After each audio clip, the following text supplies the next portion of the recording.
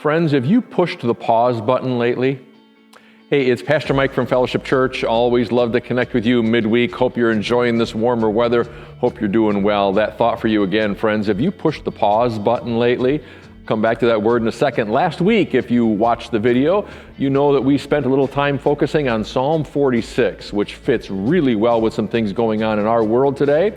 Psalm 46 is a psalm about God being the God who is over the wars. You remember maybe some of the verses we covered where we talked about God breaking the bow, shattering the spear, burning shields with fire. God causes wars to cease. And we talked about how God is over even the worst of the wars in our world, of course, with Russia and Ukraine at war right now. Our God is the God who can still bring peace into some really awful situations. I know you're praying about it too. Friends, there's another verse, another word in Psalm 46 that I thought I'd share with you today. It is the word Selah.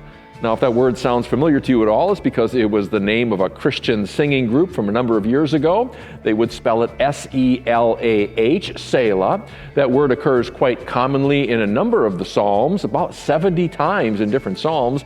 It's also in the Old Testament book of Habakkuk, so there it is. But the word Selah simply means to pause. And for a long time, we kind of assumed that the word Selah meant that, well, it's reading the psalm and it's a chance to kind of catch your breath. Or maybe if the psalm was sung, it was a chance to change the key. We actually know a little more now today.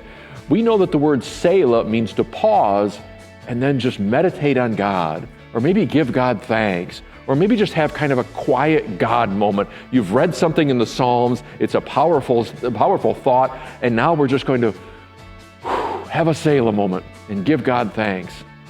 Okay, so what's the word Selah doing in Psalm 46? And not just once, but 3 times in 10 verses.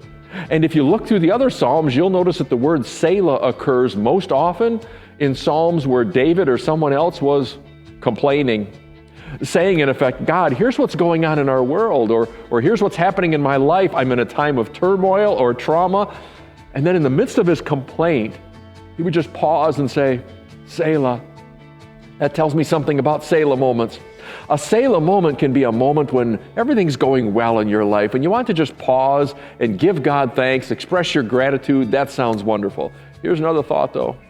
I wonder how your mindset and how your heart set would change if in the midst of a very difficult time in your life or a difficult time in the world around you, when you're feeling tense or stressed or worried or fearful or all of those things, if you were to just pause in the midst of all that anxiety, just pause for a moment and give God thanks and maybe say a word of praise or offer up a prayer. God, I am so grateful that even when I see the mess in Ukraine right now, that you are the God of the wars and you are over all things. I am so grateful to you. I'll bet if you take some Selah moments, some pause moments every now and then in this life, it'll change your mindset. It'll change your heart set as well. Maybe you'll watch the news tonight and you'll be a little stressed after you see all the reports, and then just to take a pause moment, a Selah moment, say, God, I know that you're still in control. You're still God. I'm not. And I know you are over all of these things. Friends, I hope you have some Selah moments in these days and throughout many of the difficult situations in your life. Just take a Selah, pause, and give God thanks. Hope you have a wonderful week. Take care. God bless. Know that we love you and we're praying for you. Bye-bye.